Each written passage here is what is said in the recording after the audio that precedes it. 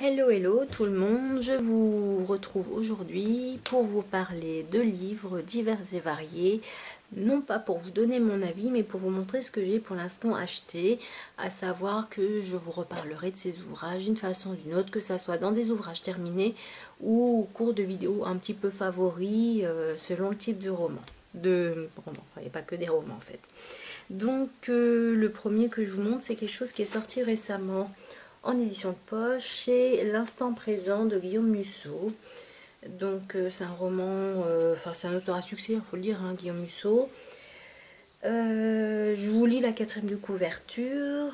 Souviens-toi que l'on a deux vies. La seconde commence le jour où on se rend compte que l'on n'en a qu'une. Pour payer ses études d'art dramatique, Lisa travaille dans un bar de Manhattan. Elle y fait la connaissance d'Arthur Costello, un jeune médecin urgentiste. En apparence, il a tout pour plaire. Mais Arthur n'est pas un homme comme les autres. 2 ans plus tôt, il a hérité de la résidence de son grand-père, un vieux phare isolé dans lequel une pièce a été condamnée. Malgré sa promesse, il a choisi d'ouvrir la porte, découvrant une vérité bouleversante qui lui interdit de mener une vie normale. Sa rencontre avec Lisa va tout changer et lui redonner une raison d'espérer. Dès lors, Arthur et Lisa n'ont qu'une obsession, déjouer les pièges que leur impose le plus impitoyable des ennemis, le temps. Et il précise que c'est un suspense psychologique, un suspense plutôt, psychologique, vertigineux au final, stupéfiant. Donc je ne sais pas exactement. Ce qu'on reproche souvent à Musso, c'est que c'est un peu la même trame. C'est assez vrai. Après, le contenu des histoires, pour ce que j'ai lu, pour l'instant, j'ai mes préférences et bof, même si c'est un peu la même trame, il se renouvelle, on va dire, dans les thèmes abordés, donc pourquoi pas. L'autre que j'ai pris, qui me faisait envie depuis un moment, c'est Sauve-moi. Donc Sauve-moi, je vous lis ce qu'il y a décrit quand j'aurai enlevé l'étiquette.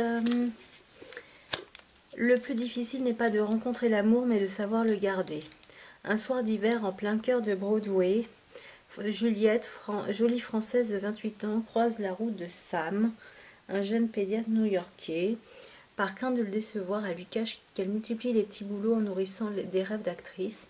Par peur de s'attacher, il prétend qu'il est marié alors que sa femme vient de mourir. Malgré ce double mensonge, ils vont s'aimer le temps d'un week-end intense, magique, inoubliable. Mais Juliette doit retourner à Paris et Sam ne sait pas trouver les mots pour la garder à ses côtés. À peine l'avion de la jeune femme a-t-il décollé qu'il explose en plein ciel. Pourtant, leur histoire est loin d'être terminée. Voilà, donc c'est sûr que ça fait très fleur bleue là. Quand j'avais lu le résumé en ligne, ça me faisait pas pareil. Ouais, c'est pas le premier que je vais lire, je pense celui-là. Je vais peut-être lire l'instant présent d'abord. Ensuite, celui-ci qui m'a tiré particulièrement, c'est Parce que je t'aime. Et c'est Leila, une petite fille de 5 ans, disparaît dans un centre commercial de Los Angeles. Brisés, ses parents finissent par se séparer. 5 ans plus tard, Leila est retrouvée à l'endroit exact où on avait perdu sa trace. Elle est vivante mais reste plongée dans un étrange mutisme. À la joie des retrouvailles succèdent les interrogations. Où était Leila pendant toutes ces années? Avec qui? Et pourquoi est-elle revenue? Ouais, celui-là, il m'intriguait déjà beaucoup plus. Ensuite, L'appel de l'ange, qui lui aussi me... Pareil, hein, c'est gnangnan, hein, mais je trouve que l'idée était pas mal, une idée assez simple de base. L'appel de l'ange, dans leur téléphone, il y avait leur vie. New York, aéroport Kennedy. Un homme et une femme se télescopent. En ramassant leurs affaires, Madeleine et Jonathan échangent leur téléphone portable. Lorsqu'ils s'aperçoivent de leur mépris, ils sont séparés par 10 000 kilomètres. Elle est fleuriste à Paris et il tient un restaurant à San Francisco. Cédant à la curiosité, chacun explore le contenu du téléphone de l'autre. Une double indiscrétion et une révélation. Leurs vies sont liées par un secret qu'ils pensaient enterré à jamais. Voilà, donc Bernard Lehutte de RTL dit que c'est un thriller d'une intensité que Musso n'a jamais atteinte jusqu'à présent. Et voilà, donc m'intriguait pas mal celui-là. Ensuite, j'ai des contacts sur Instagram qui m'ont dit Musso c'est bien, mais c'est tout le temps la même trame. Essaye son frangin, Valentin Musso, qui écrit lui plutôt des des policiers, vraiment plus policier thriller. C'est pas mon genre favori. Je sais plus lequel on m'avait proposé de lire en premier, mais il n'y était pas dans ma librairie. Mais il y a celui-là, Le Murmure de l'Ogre. Donc j'ai lu la 4e couverture, je me suis dit pourquoi pas. Il n'est pas un tueur né, il pourrait être celui qui cède aimablement sa place dans le tramway. Changé en monstre sanguinaire, il sème la terreur aux 4 coins de la ville, tourne en ridicule la nouvelle brigade mobile. À son insu, le commissaire Forestier a déjà croisé la route de l'ogre. Il devrait le traquer au péril de sa vie pour l'écouter, se délester d'un indicible fardeau et se souvenir. Voilà, donc Madame Figaro précise, formidablement écrit, d'une construction implacable, voilà. Donc on verra. Pareil, je suis pas sûre que ça sera ce que je lirai en premier. Donc le livre suivant, c'est Ce cher Dexter de Jeff Lindsay. C'est un roman qui est à l'origine de la série Dexter, qui est finie depuis quelques années, qu'on finit de regarder nous en ce moment. Parce qu'à la maison, on regarde principalement des séries terminées. Monsieur en ayant assez de toujours prendre des séries qui ne sont jamais terminées ou bâclées pour des questions de budget. Donc les dernières séries que nous avons regardées, c'est Breaking Bad, qui se finit pas bien, et Dexter, qui sans doute va pas terminer génial. Donc il faudrait qu'on en trouve une qui se termine un peu mieux que ça, parce qu'on va finir par déprimer avec ces trucs là. Donc voilà, par contre c'est très très intéressant, c'est un tueur en série qui tue des tueurs en série. Donc je trouve ça sympa, ou enfin en tout cas qui tue des meurtriers. Alors le pitch est, il est lui-même serial killer quand il ne s'emploie pas à les traquer. Lui c'est Dexter, expert au service médico-légal de Miami, un homme tout à fait moral, il ne tue que ceux qu'il mérite. Un jour, il est appelé sur les lieux d'un crime perpétré selon des méthodes très semblables aux siennes. Dexter aurait-il rencontré son alter ego, ou serait-ce lui qui... impossible. Donc, voilà. Donc, on va voir. On verra comment c'est écrit. Sachant qu'il y en a un autre après qui s'appelle Le Passager Noir. Il y en a quelques-uns après. Donc, je vais voir ce que ça... quelle est la qualité, si c'est intéressant, et je verrai si je lis les suivants ou pas. Ensuite, rien à voir, pas des romans. J'ai pris 3 livres de cuisine. Donc il y a de Sébastien Cardinal, qui est aussi accessoirement un amateur de thé, de la Team Tea Alix, que j'ai connu initialement en fait via le blog qu'il tient avec sa compagne Laura Vegan Power. Et le blog s'appelle VGZone. Je vous mettrai en barre d'infos une mine d'or pour la cuisine végétalienne. Donc ce livre Street Food, ça reprend les classiques de la cuisine street food, mais en version vegan, c'est-à-dire végétale, mais complètement végétale, il n'y a même pas d'œufs dedans. Donc par exemple, vous pourrez y trouver donc, les principaux ingrédients qu'on peut trouver. Il y a des burgers, il y a des wraps, il y a des sandwichs, voilà. Donc ça vaut le coup de regarder, ça peut donner des idées pour varier de ce qui se fait habituellement. Voilà. Ensuite, de Laura Vegan Power donc, et de Sébastien Cardinal, certains l'aiment cru. C'est sympa parce que pour réintroduire du cru dans son alimentation, c'est-à-dire de l'aliment vivant, et en préférence bio pour les qualités nutritionnelles et d'un point de vue de l'écologie. Hein. Donc vous pouvez y retrouver des recettes diverses et variées. Alors au début, il parle des ingrédients et des accessoires conseillés à utiliser.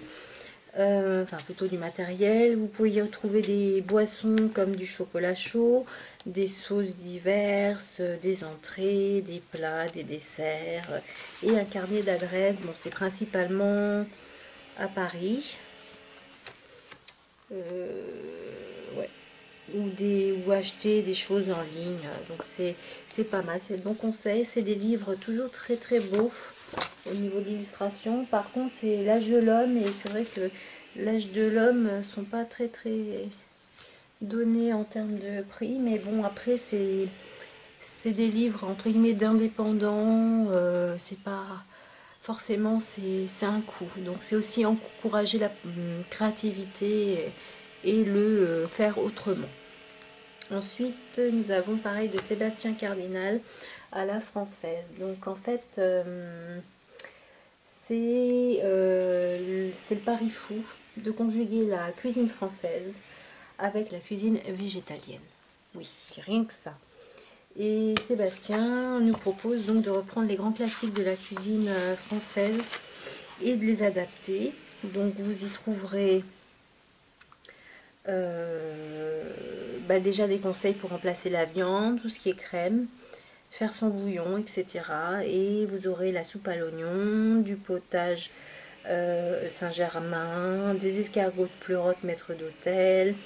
Vous y trouverez des plats tels que le cassoulet toulousain revu et corrigé, des quenelles ou une andouillette sauce moutarde, mais en version végétale. Donc ce sont des adaptations. Il ne faut pas s'attendre forcément au même goût, mais après c'est vrai que pour ceux à qui la viande manque, ça peut être un bon compromis. Voilà, donc moi ça me rend très très curieuse. Ensuite, il y a aussi des garnitures pour ces plats, tels que des champignons farcis, des fagots de haricots verts, mais sauf qu'à la place du lard, il y a autre chose, c'est de l'aubergine, je crois, que j'ai vu. Enfin, il y a plein de choses. Par contre, il n'y a pas de dessert. Peut-être que c'est prévu pour un autre livre, peut-être. Voilà, il y a encore un petit carnet d'adresses non exhaustif. Voilà, je sais que j'attends avec impatience le livre La boucherie végane ou végétalienne que Sébastien va sortir ce mois-ci. D'ailleurs, il faut que je regarde s'il sort pas cette semaine parce que vraiment, ça m'intéresse fortement. Voilà, ah, et j'ai oublié, les photos sont faites par sa compagne Laura Vegan Laura Vegan Power.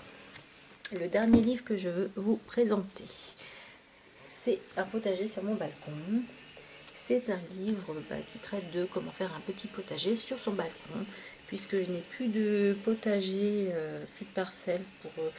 Je l'ai rendu pour des raisons X ou Y qui m'appartiennent. Donc quelqu'un en profitera, ce qui est chouette.